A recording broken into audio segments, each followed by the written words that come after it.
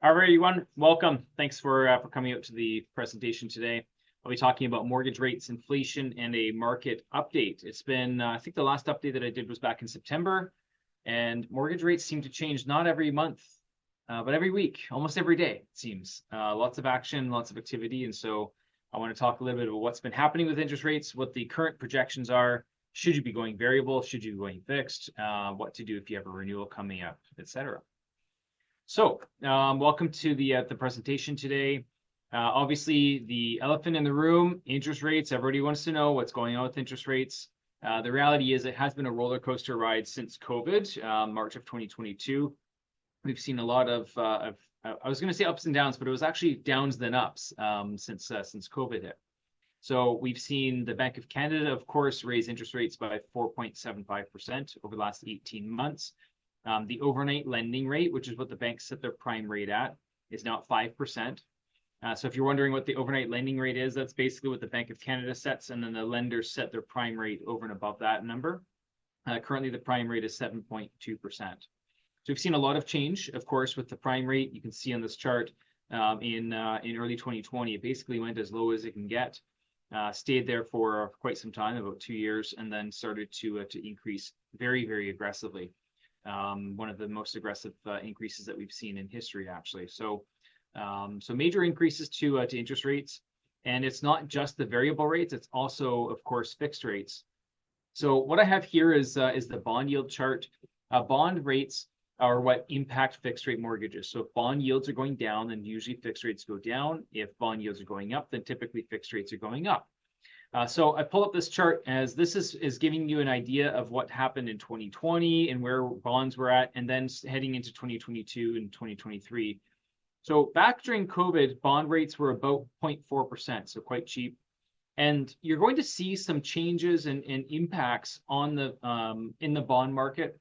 And those are generally speaking large impacts, and they do have a massive impact on, of course, what happens to the mortgage rates at the same time. So during COVID, very low fixed rates, well under 2%. Early or mid 2021, we had a large $50 billion bond sell-off. And so when we have people that are selling bonds, that means that the yields will go up. In fact, what ends up happening is in the situation where banks are trying to, or Bank of Canada, I should say, are trying to lower interest rates, they're typically actually buying bonds. That's actually what they're doing in order to put money into the system.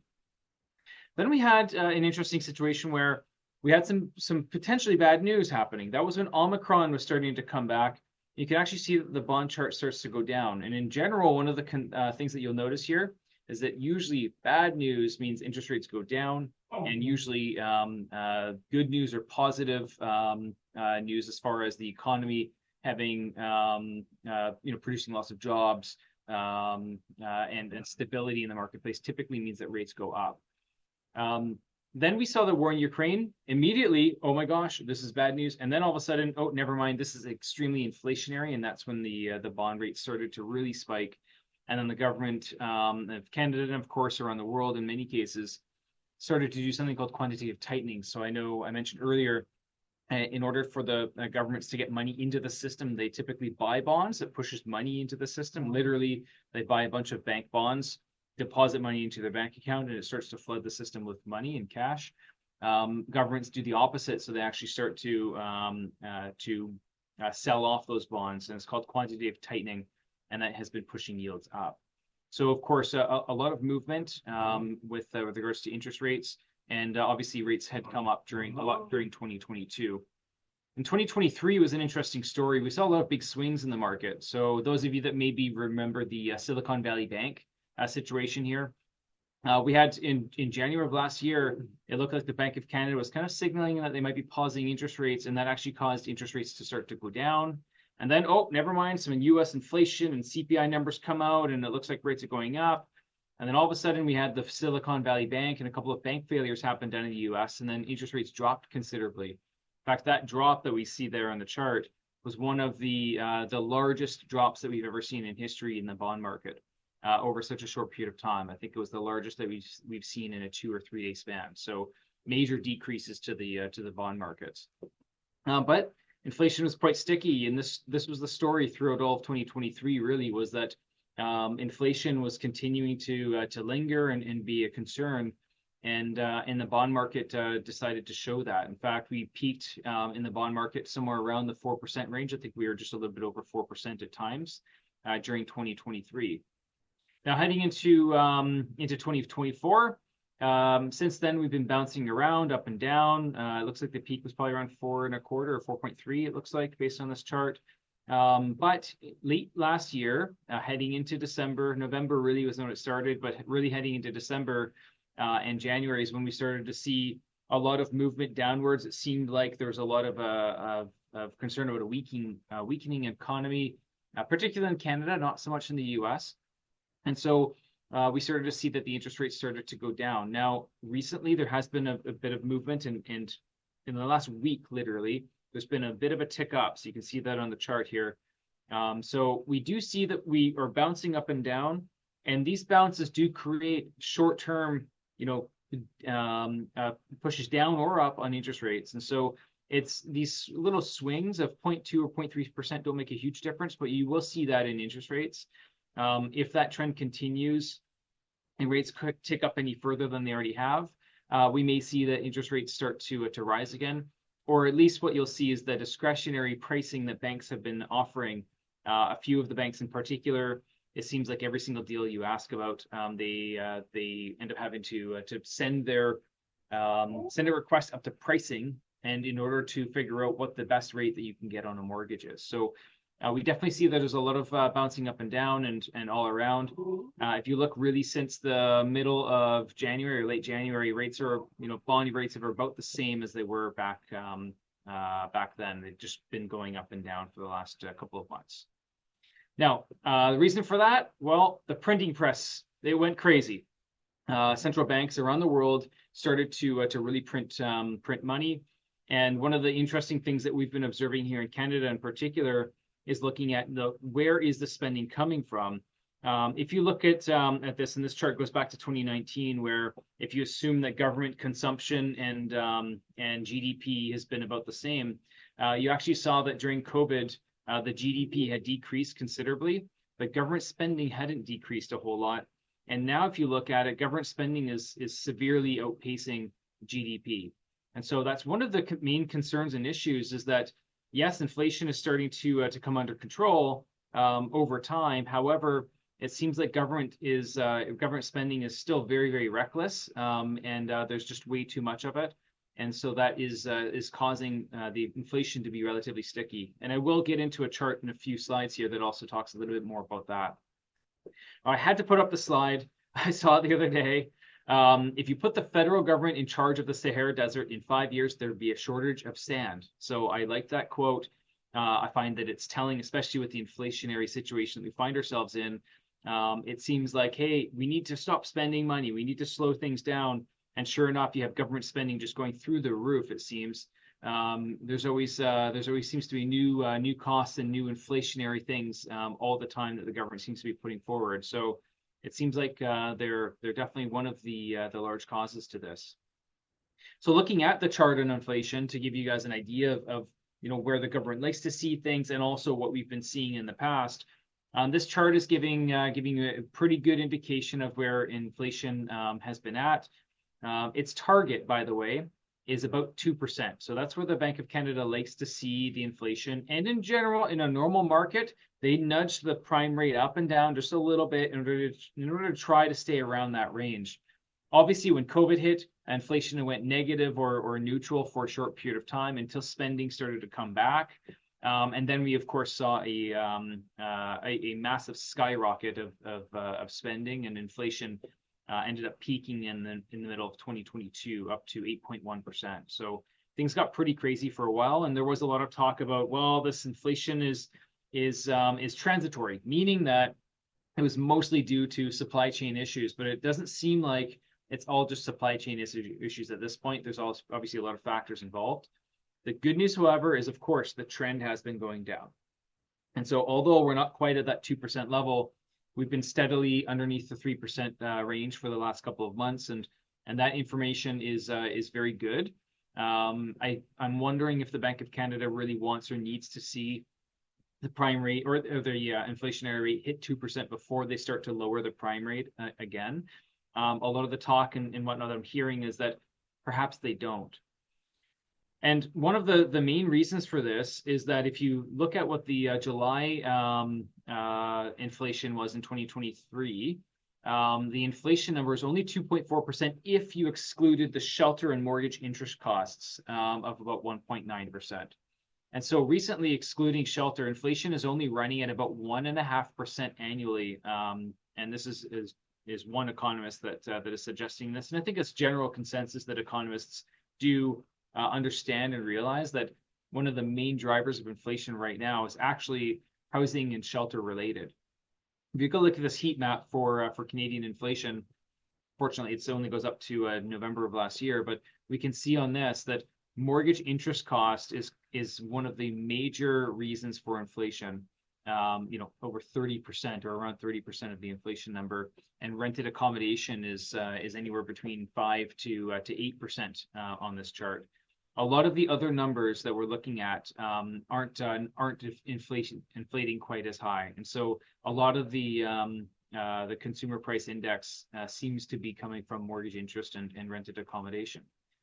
So, given that information, knowing that inflation still seems to be sticky, where will interest rates go up or go down, and where are we heading? What's the current expectations in the marketplace?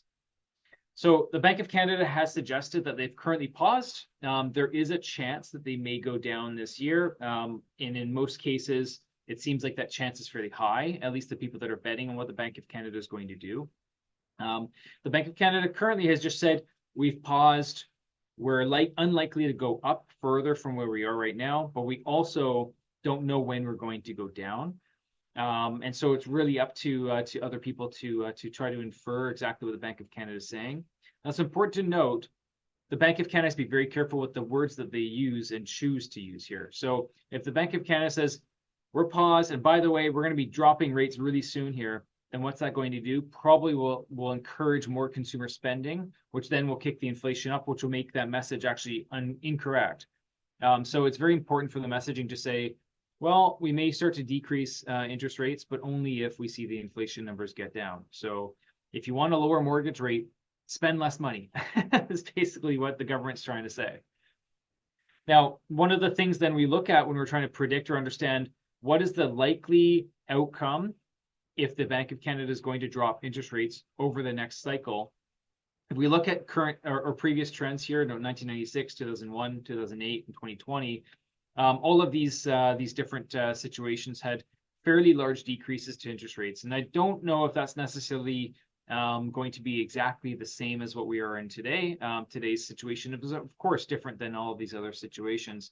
But it is interesting to see what the typical drops would be. So a lot of these are 2.5%, 3.25%, 2.5%, 1.5%. The average drop over each of these was 2.43% over the cycle. And so you can typically expect a rate drop cycle to be 18 to 24 months or so, give or take. I know that all of these are showing just a January to December drop, which is fairly aggressive, of course, but I don't expect, and I don't think a lot of people are expecting the Bank of Canada to drop 2.5% over the next 12 months. But there is a lot of talk about perhaps over the next 2 years or 2.5 years, perhaps dropping by about 2%. And in general, what I'm seeing or hearing from most economists is that they're expecting the prime rate to be down about 2%, give or take, by the end of the cycle. And how long does it take to get through that end of the cycle? Could be 18 months, could be 24 months, could be 30 months, but somewhere in that 1.5 to 2.5 year mark, it seems. Now, how about 2024? So this chart here is indicating the implied interest rates for the Bank of Canada. So it looks a little confusing, but what it means here is that these are people that bet professionally on what the Bank of Canada is going to do. It seems like there's a very low likelihood of a decrease in April because in order for the Bank of Canada to drop 1 full point, that would be needing to be negative 25 basis points. So what we see here is that it seems like about a 50% chance approximately is being caked in for a decrease in June, and about 100% chance of the Bank of Canada going down by July. In September, about a 50% chance that they drop one more time. In October, basically building in or kicking in about 100% chance that the Bank of Canada would have been down by 0.5% by that point. And by December, about a 50% chance they would have made a third decrease to the interest rates. Now, this pendulum has been swinging a lot. So if we looked at this chart back in December or January, the chart was getting up to about negative 1.1 or 1.2. So almost 5 rate decreases, well over 1% decreasing. This is on the low end right now that we're seeing. Part of that is just due to what's happening down in the U.S., the U.S. inflationary numbers, the U.S. job situation seems to be really robust, and so it's a really tough call. Canada does move in tandem and in lockstep in many cases with the U.S. Not always, but in many cases it does. And so we do follow what happens there, even though Canada seems to be in a different situation than the U.S. is. It does seem to have more cracks showing in the foundation, more weakness in the economy here in Canada than what they're experiencing down in the U.S. So based on this, it's showing that the Bank of Canada would be down, twice or 3 times. So anywhere between 0.5% and 0.75% by the end of the year. I find that the pendulum has been swinging, and on average, it's been about 0.75 to 1% lower by the end of the year. So yes, if you check in a week or two, it could be saying it's going to be down by a full 1%. And a couple of weeks from then, it could be only 0.5%. And the pendulum swings, but where the pendulum is most often is somewhere between 0.75 to maybe 1% lower by the end of the year. So that would be benefiting you if you have any variable rate mortgages or lines of credit. Anything that's the variable rate right now, it's 7.2. Based on this, you could expect the interest rate to be 6.7 or as low as 6.45, given the current market circumstances. But again, this chart changes all the time. It was only not too long ago that we're seeing this chart showing nearly 1.25 decrease by the end of the year.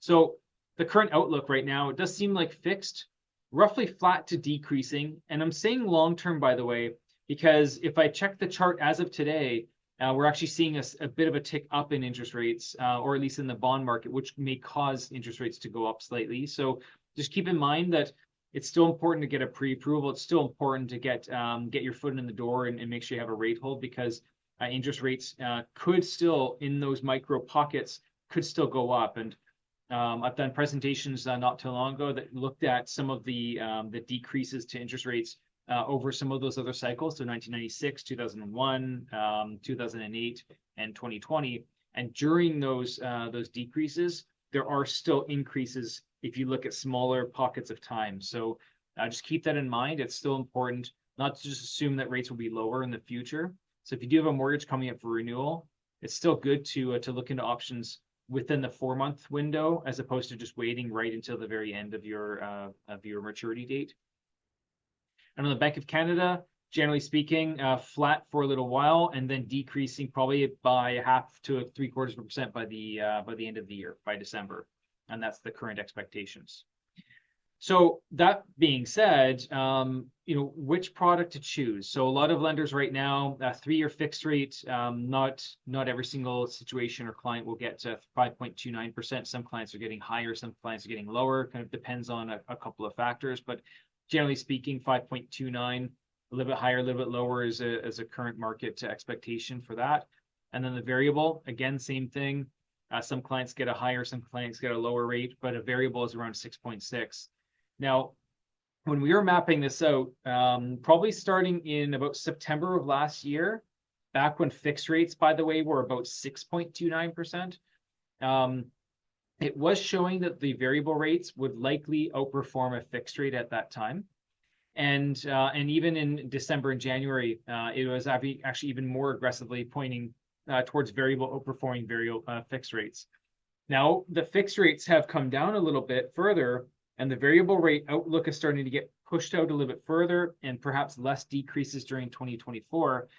When we run these numbers, the variable and the fixed are almost identical on the interest cost. I think the variable still shows that it would save a little bit more money over 3 years, but it's a bit more of a risk.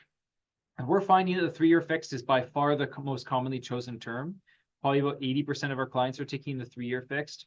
And the reason for that is that you have some certainty. So at least you know, yes, it's great. And, if I took a variable, maybe I'd save money in the third year versus taking a fixed term. But a lot of people are thinking, you know what, I just need to flatten out and I need to save money in year one and year two. The variable, if you compare that versus a 3-year fixed, you'd probably be paying a higher rate and higher payments in year one, maybe the same in year two, and then lower in year three. A lot of people are thinking, you know what, saving money in year three is great, but I need to save money today. And so a lot of people are taking the 3-year fix because of that. Another reason that people are taking the 3-year fix is that the qualifying rate is lower. And so if you take the 3-year fix at 5.29, your qualifying rate, because the government came out with the stress test back in 2016, you have to qualify as if your payments are based off of 7.29. If you take a variable, in this case, you'd be qualifying as if your payments were based on 8.6%. And a lot of people will struggle to qualify for a rate that is that high. And the third reason that we're seeing a lot of clients take the fixed instead of the variable is that most major banks, but not all, but most major banks have a fixed payment variable, which means that as the interest rate goes down, your payments don't change. The payments are still static. What ends up happening is the amount that goes towards interest goes down and the amount going towards principal will go up. So for some clients, of course, that's great. People do want to pay off their mortgage more aggressively and eliminate it. But for a lot of people, they are looking for payment relief, especially if they're taking a rate that's much higher as of right now. They'll be looking for, hey, I'm taking this higher rate, but I do need to see that over time my rate and my payments will drop so that I can get a little bit of payment relief. So based on all this information, knowing, okay, variable rates may not be decreasing as much as projected. Fixed rates have come down, which is good, so it is helping with affordability. A question that I get a lot is now a good time to buy? And it's actually a really tough question to answer. The short answer of it is, it depends. In many cases, we're seeing that there's so much inflationary pressure on rents. And so a lot of renters and tenants are saying, well, my landlord is selling the place. I've got to find a new place to live anyways. And now that I'd have to bump up to current market rates for rentals, maybe I should just look at owning. So although mortgages are getting more expensive and homeownership is getting more expensive, so is renting. And so that's one of the things that we're finding quite a bit. A lot of people are getting kind of pushed into homeownership just because they've been hanging out, they've got a good deal in rent, and now all of a sudden, now they have to pay market rents. Now all of a sudden they're looking at maybe buying. But another major factor, of course, that we're seeing is the immigration. And so I found this really interesting chart. It's showing the immigration from 2000 to 2019, and the average annual immigrants during that time period was about 262,000, and the average annual housing starts was at 201,000. So we were building enough homes to house 77% of all immigrants. And we're short by about 61,000 properties or units per year. Now, here's the concerning part. 2021 and 2022, we had an average annual number of immigrants of 465,000, which, by the way, is below the target. The Bank of Canada, or the Government of Canada, I should say, is targeting more like 1 million people for 2023. 465,000 annual immigrants and only 266,000 annual housing starts. So it's only 57% of those immigrants are going to be able to find housing, and that negative shortfall is 199,000 housing.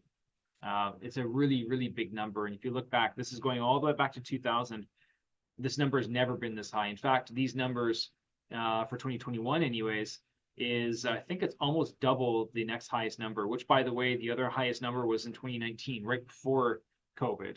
So these are really, really tricky numbers, and this is probably one of the most important things that we're watching and following here is, what's going to happen with housing? Well, if you're allowing this many immigrants to come into the country, if interest rates look like they're likely to start to decrease or at least be flat, and there's a lot of upward pressure on rent rates in pretty much every major urban center in Canada, this is, it's kind of pointing to the phrase that I've been using a lot anyways, is now a good time to be buying?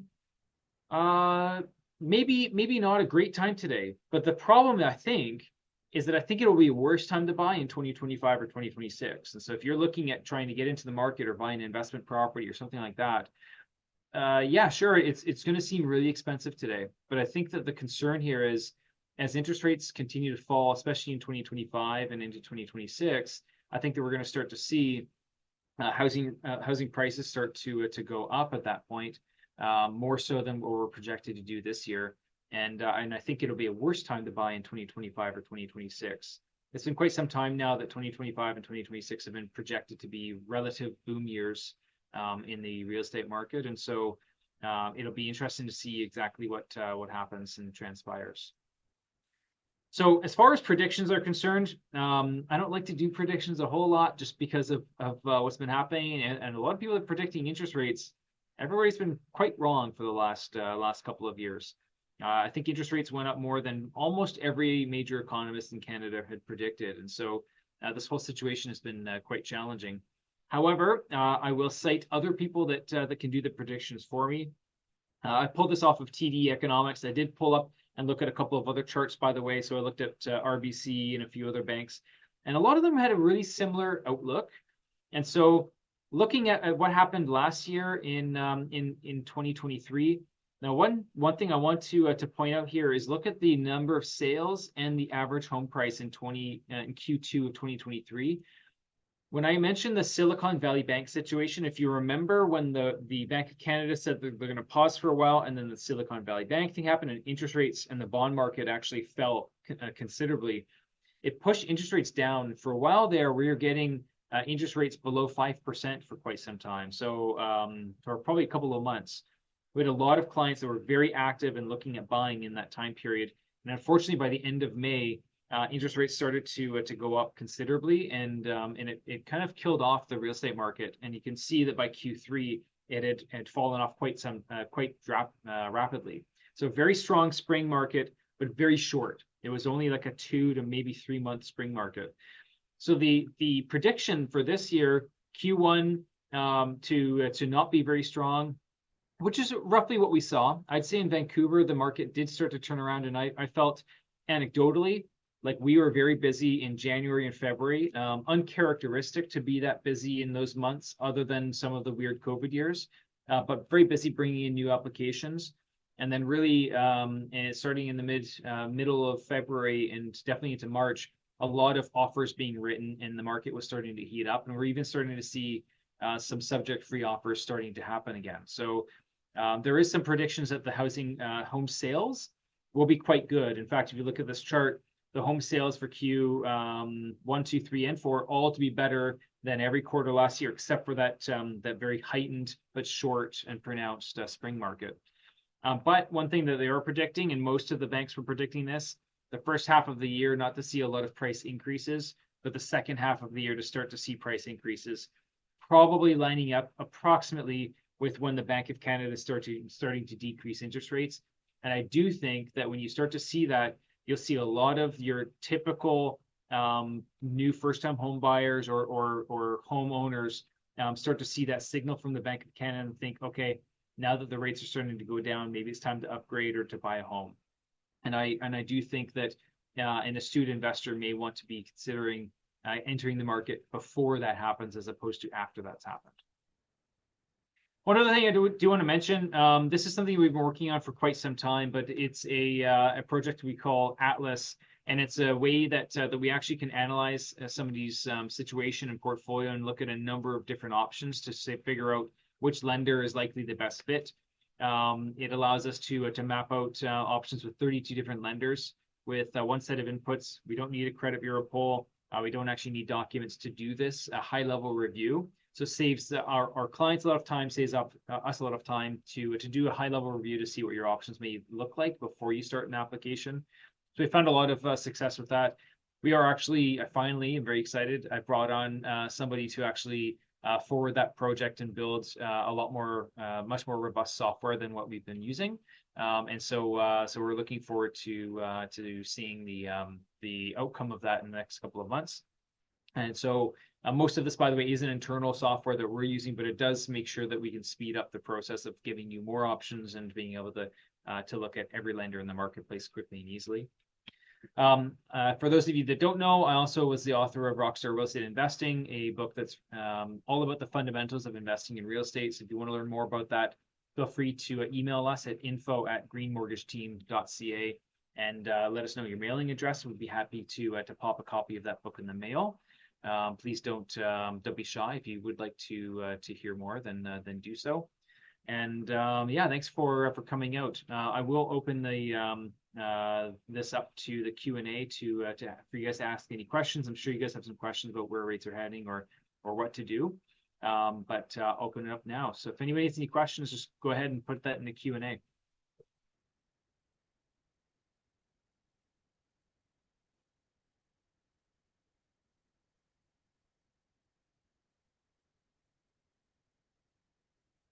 No questions so far. You guys are taking it easy on me. Thanks, Fermin. Nice to see you. Okay, or I've got a question here. What the inflation rate in Canada, or how the inflation in the US affects Canada? So it does affect Canada, and one of the things that we see here is that we will see that if with whatever is happening down in the US, our financial markets are very intertwined. And one of the big things that we have to look at here is our imports and exports. Our imports and exports are very closely aligned with the US. Now, one of the things that happens is if we move our interest rates up or down, it affects our dollar relative to the US.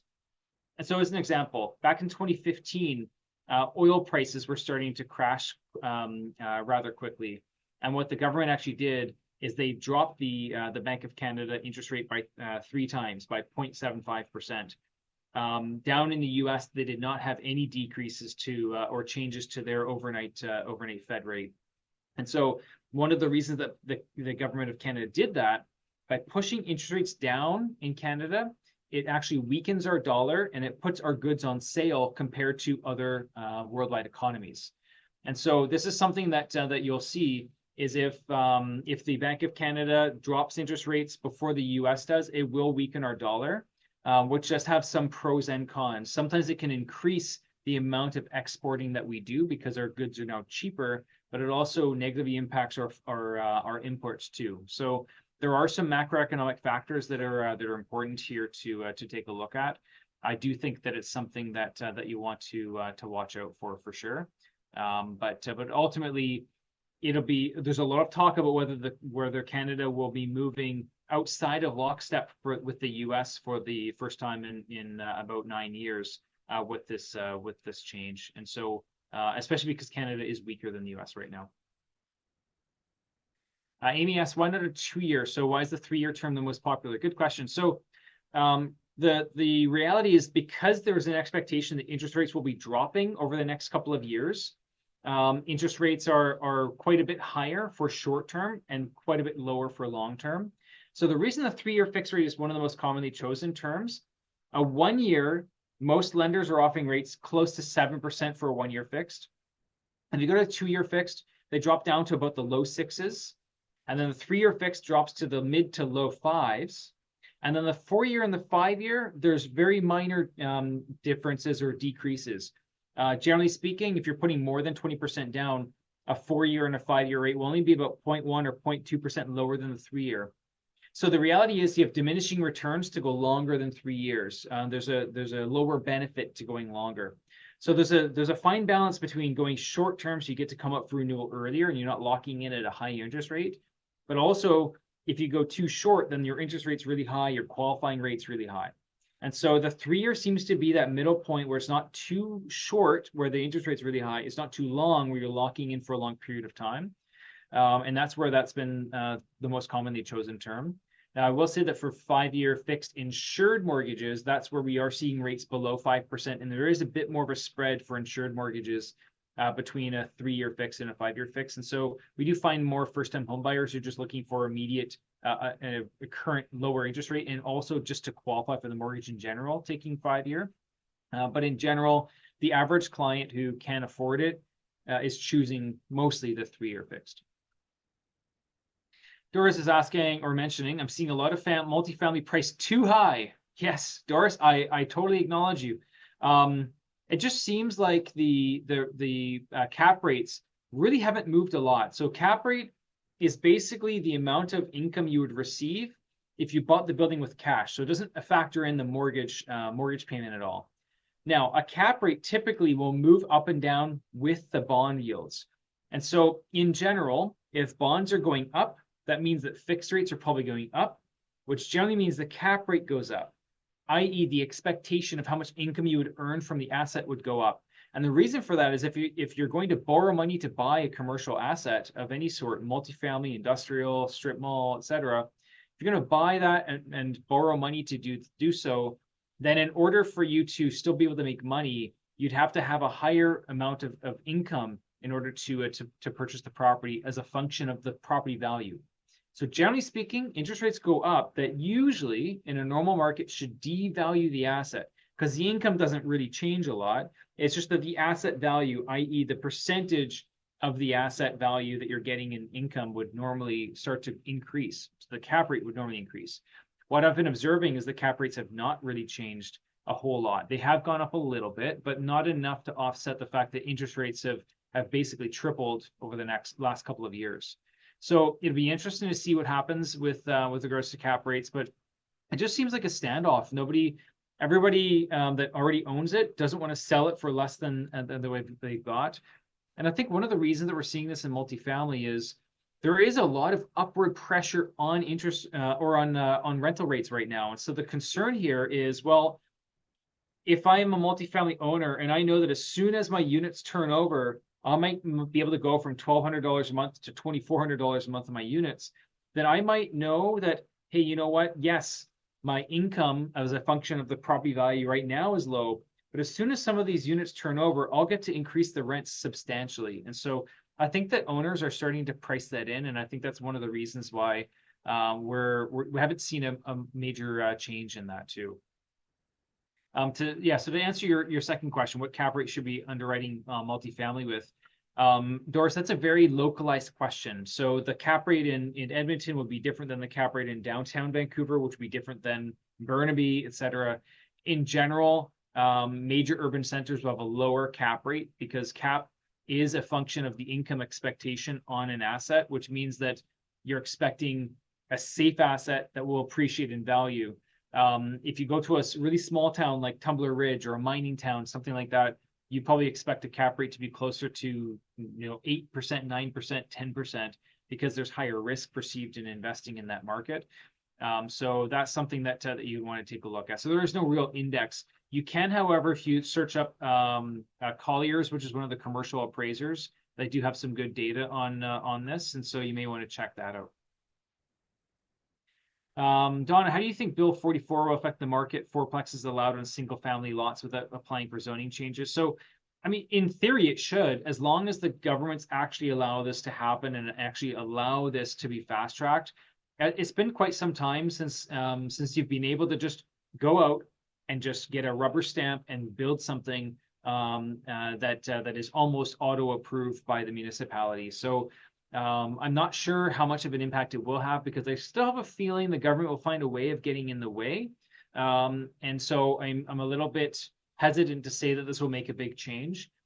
I do think, however, if there are changes, it will be a couple of years down the road because it's still going to take some time for this process to work through, for people to start jumping on board, and for these properties to be built.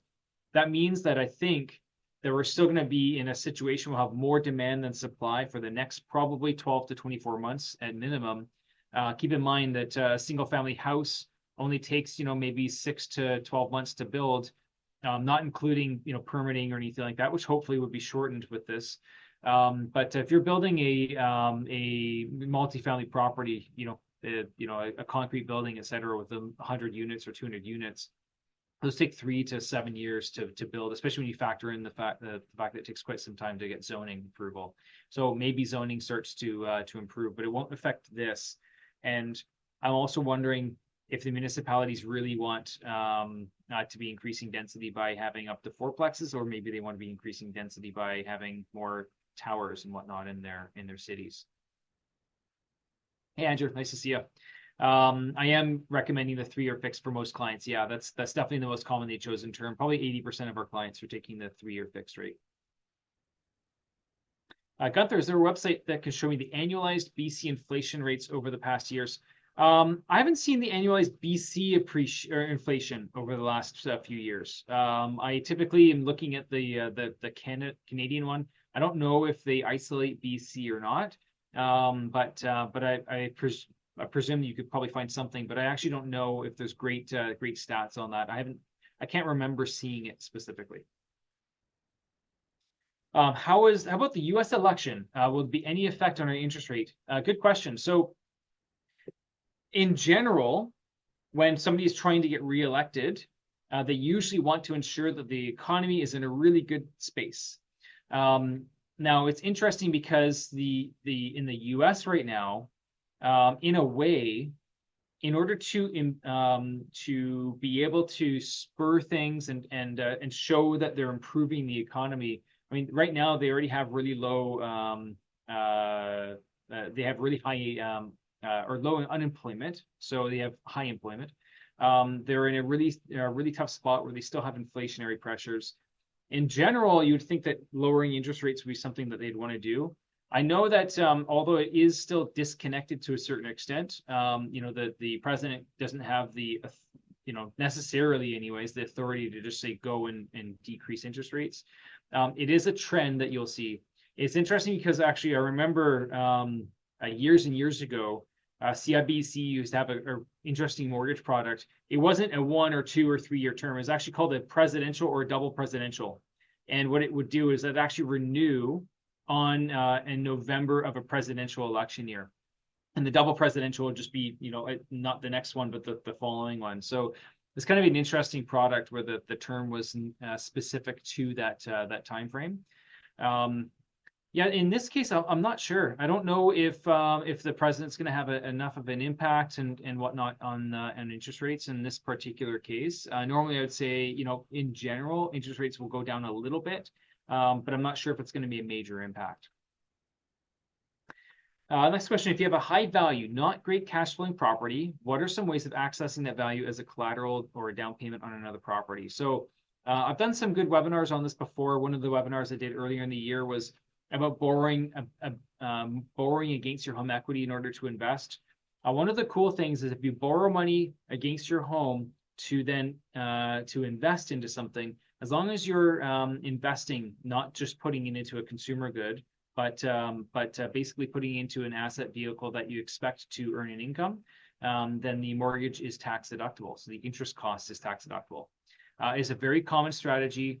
There are some terms out there that are used for that, and this is something that we do teach quite a bit on just making sure that your mortgage is tax optimized.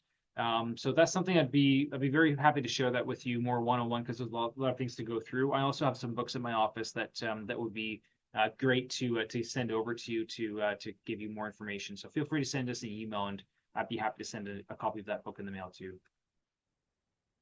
So Trevor asked, do you work with asset lenders? We do. So we do have a lot of lenders that are based on that.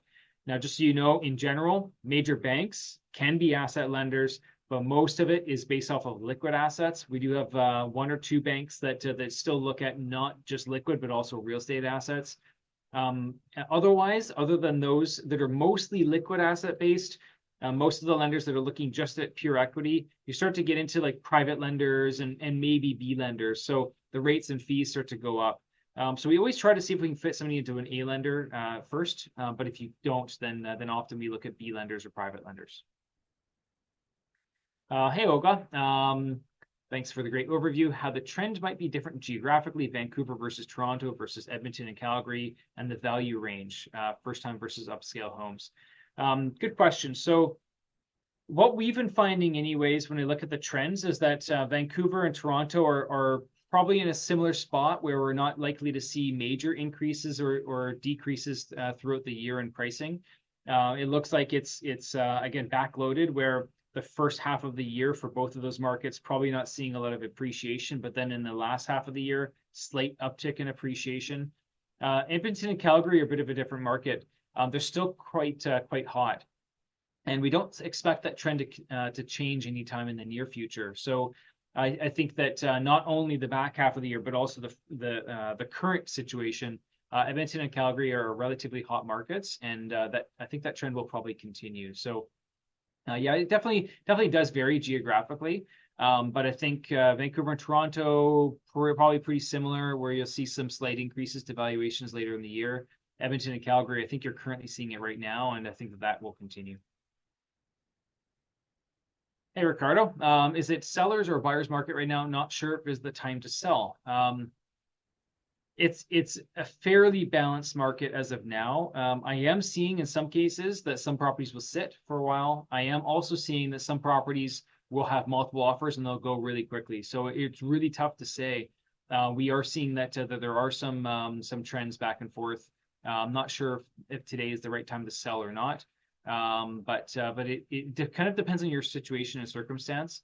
I would say this. I do think that if you're in or close to a major urban center, you will probably see that values in a year or 2 years from now will probably be higher than they are today. So if you're in a situation where you're trying to hang on, but you've only got one finger left, then maybe sell, just so you can get some of your cash back and maybe pay off other debts or whatnot. But if you're in a situation where you can hang on to the property for a little bit longer, then I think you'll probably see a higher valuation in a year or two. Hey, Benny, do any of your lenders have 35-year amortization mortgages? So major banks no longer have these, and neither do credit unions, but there are some alternative lenders that are going up to 40-year amortizations. That being said, if you can avoid going to a B lender in the first place, realistically, your payments will be about the same if you go to a B lender because you'll be paying a higher rate, just amortized over a longer period of time. But if you do have to go to a B lender, then sometimes going on a longer amortization can make sense. One of the ways that you can technically have a no amortization is to take a line of credit, because a line of credit is an interest-only payment. But the downside to that is that you do have a higher interest rate right now on lines of credit because it's based off of the prime rate. So prime is 7.2 plus about 0.5%. That's about 7.7%. It's quite a bit higher. In fact, the interest-only payments on that are about the same or even higher than an amortized mortgage over 30 years at somewhere in the mid to low fives. So generally speaking, it's not the best option. One of the other interesting things I'll mention here too is that we do have a major bank that has a product where you can capitalize your payments and your interest costs on the mortgage, and you can keep adding it to your line of credit. So you can actually allow your mortgage and line of credit to act like a reverse mortgage where you're not making payments and it can go the opposite direction. So it effectively can be a longer than 35-year amortization. And then the last thing I'll mention too is that reverse mortgages are a really interesting thing, and they've been growing substantially over the last couple of years. A reverse mortgage actually has a reverse amortization because you're not paying it off, you're actually increasing the amount, but you don't make any payments on the reverse mortgage, and you'd have to be 55 plus to be able to qualify for that. But it is an interesting concept. We've been finding a lot more people are doing like an early inheritance type of situation with the reverse mortgage. So instead of waiting until the parents pass, instead they're doing an early inheritance to get the money out of the equity out of the home, give it to the kids, and then yes, they're eroding the equity in the home, but the kids now get money to then buy their own homes, which then are gaining equity at the same pace. Maria, hey, nice to see you. Based on your explanation on why people are choosing the 3-year rates, would it not be the bank setting the rates such that much of the population is locking for the same term? We're choosing based on what the rates are. Many mortgages will be maturing at the same time. Yeah, it is an interesting observation. In the mortgage world anyways, we've been observing and thinking that 2026 is going to be an absolutely crazy year because a lot of mortgages, more than ever, were placed in 2021. And those were mostly predominantly 5-year terms, either 5-year variable or 5-year fixed. And then the last couple of years in 2024, 2023, most of those mortgages have been 3-year rates. And so guess what? 2023 plus 3 years is 2026. And of course, we're going to see a lot in 2027. So I think you're going to see a lot of renewals come up in, second half of 2025 until the first half of 2027. And 2026 being the crazy year there. So keep in mind, it is not the banks that necessarily set the pricing. They kind of do, but what it is the banks are basing their pricing off of the market. And so banks lend out money and then they bundle up the mortgage and then they sell them. And when they sell those bundles of mortgages, if there are buyers for 3-year terms, then that means that they can sell those mortgages very easily. So realistically, It's the market that's pricing in what the bond rates are going to be over 3 years. And so the expectation then is that interest rates will be falling for the next couple of years and then flattening out at that level in year three, moving forward for a couple of years. Olga, thank you, Kyle. Do you expect prices to move the same way for entry level versus upscale, especially in Vancouver or down Toronto markets?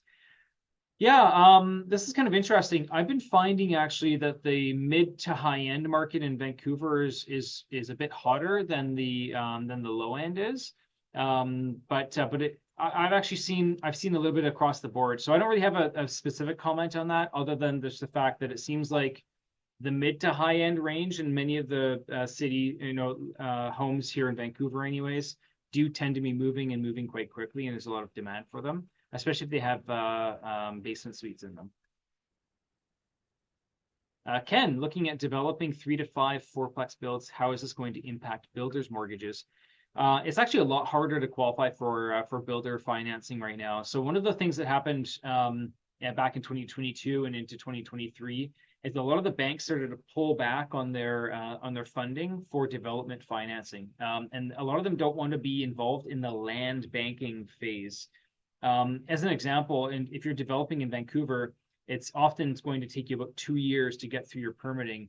And the concern now is that now that rates are so high, if you buy the land and you have to borrow $1 million at prime plus 1, 2, prime plus 4, you're basically borrowing money at or close or even over double digits. And if you're borrowing the money at that cost for 2 whole years, it really starts to throw the numbers out of whack as a builder. So there's a lot of concern with banks lending on pre-building permit deals. So it is still doable and very possible to get banks to do financing once you have the building permit, you have your drawings, you have your budget, etc., and you're ready to rock. But if you're still in the land banking stage and getting the zoning and getting all the building permits and everything, it's very difficult. We've been doing more of that through the private lenders. And of course, what ends up happening, if the private lenders are seeing so much business coming in because the banks are turning it down, then they start to become a bit pickier and choosier with what kind of deals that they want to do. So I've been getting a lot of land deals that used to be doable not too long ago, and it's becoming more challenging. Now, I think you mentioned here you've got access to a few of them are clear title and ready to break ground on 2 of them ASAP. So if you're ready to break ground, they're paid off, et cetera, then I think that you'll have a decent chance at being able to get builder financing. But there's a lot of nuances to that. I'd be happy to have an offline conversation with you and go into details and give you some feedback on that for sure. Next up, Ricardo, reverse mortgage is only for 55 years old, right? Yes, that's true, except in the case of there is one option that does not require you to be 55 plus.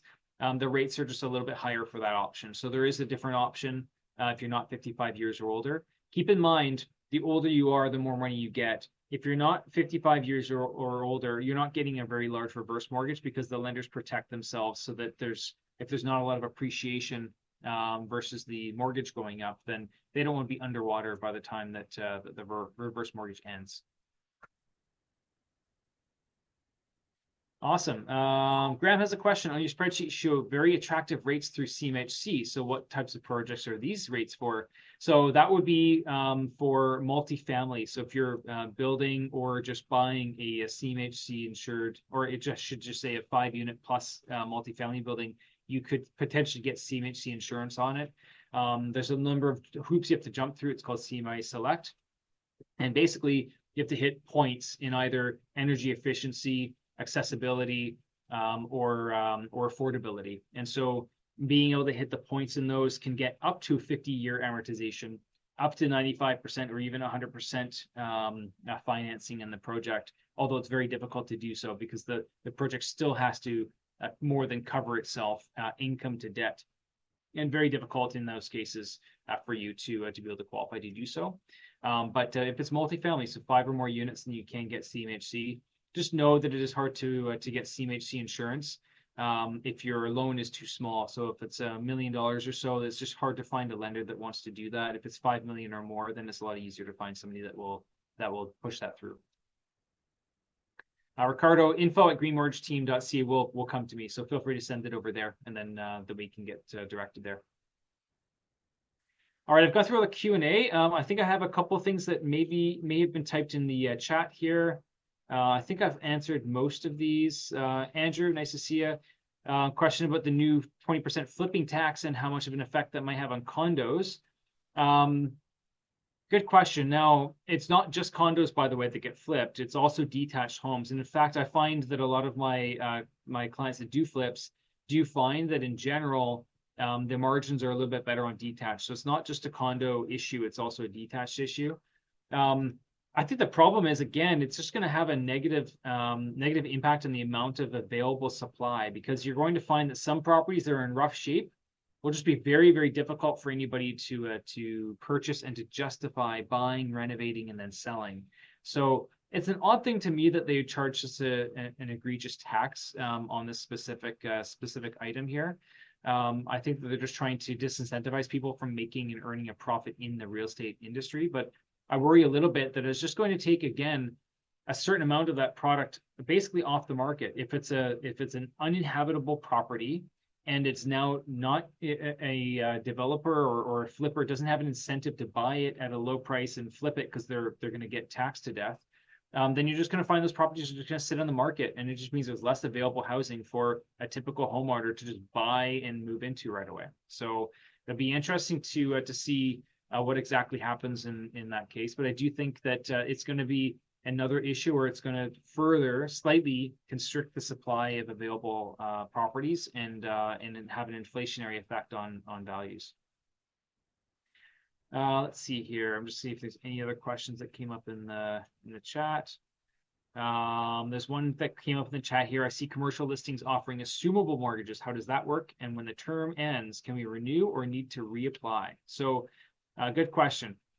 So in commercial, it's a lot more common to assume a mortgage than it is in residential, although you can do it in residential too, but a lot more common to do it in commercial.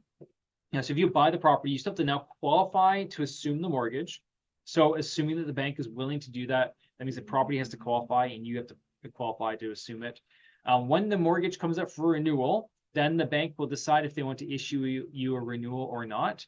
Generally speaking, on commercial, it's a little bit different than residential because there usually is an annual review every single year where they review your financials for the business, your own personal financials, et cetera, to determine whether they think the covenant is strong enough or not. And so there almost is a mini renewal every single year, even though the term hasn't matured with commercial loans. So yes, you do. You can renew it with the existing lender. You generally don't need to fully reapply, but they probably will still ask you to do what's required for the annual review, which is still supplying some financial documents in order to renew it. I've got another question from Ken here. So wouldn't it be a challenge with CMHC 50-year amortizations on multifamily buildings when it comes time to renew the mortgage? You'd probably be stuck with them for many years, yes? Well, the benefit of being stuck with CMHC for many years is that the CMHC, as long as you have that mortgage insured, you get that lower interest rate every time you renew the mortgage. And in fact, one of the things that I see a lot of, to Doris's point, is that if you assume a mortgage and assume a CMHC mortgage, then every time you get to renew it, you get CMHC rates instead of conventional rates. And so over and over and over again, you're going to be able to get a lower interest rate when you renew it. And so it actually is an incentive to be able to do this as opposed to a disadvantage. Yuri, any thoughts on a mortgage recast? I think you're maybe mentioning a podcast for investors or homeowners. I mean, maybe. I'm a busy guy, so we'll see. I do have a podcast that's geared more towards industry professionals, so people that are in the mortgage industry itself. So we do have that podcast running, but who knows? Maybe I'll start a podcast for just investing in general. Maybe one day. My webinars is a way that I get to talk about it as of right now. So, question about the flipping tax. So does it apply to the pre-sale condo market? There are some changes to the pre-sale condo market as well, and I actually don't remember what the changes were, but I believe that it's either this flipping tax will apply or there's another tax that would apply. But either way, the government is wanting to get their hands in on this. I believe that that this particular tax, I think they're already going after the capital gains on pre-sale condos. And I think that they did this a couple of years ago already. So the flipping tax is not necessarily new for the condos, but I think they're just trying to apply it to a little bit of everything. So there is some concern, of course, with buying a pre-sale condo and expecting that you're just going to flip it for a profit when it seems like that you're going to get taxed on that. But I think a couple of years ago they were already talking about it, and I can't remember if they actually started doing it or not. And if not, then I think that now with this new flip tax, they're definitely going to capture it. I think the capture before was that if you bought the condo as a pre-sale with the intention of moving into it and then you decided to flip it, then I think that the idea was that you wouldn't have to pay tax on it.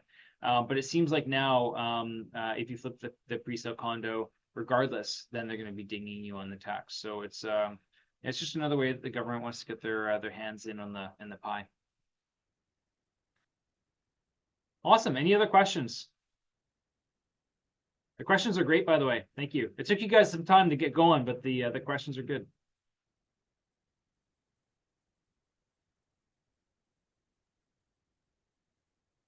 Awesome. Well, it looks like everyone is satisfied. Anybody who has any questions, feel free to reach out directly. Send us an email. Again, make sure if you don't have our book, make sure you send us your mailing address and make sure that we'll get that over to you. Thanks to everyone for coming out. I appreciate every one of you, and have an awesome spring. Okay. Oh, and one thing I'll mention too, we do have our spring drive as well. So we do have some awesome prizes that we're giving out for making introductions to ourselves and our team. So the grand prize is $1,000 travel voucher. The next one is $500 Home Depot card, and then we have 3 other prizes of $100 each. So some cool incentives if you know any friends or family that are also looking for a mortgage. Anyways, I'll sign off at that moment. Thanks so much, everyone. Good to see everyone, and looking forward to seeing you all at the next one. Thanks a lot. Bye now.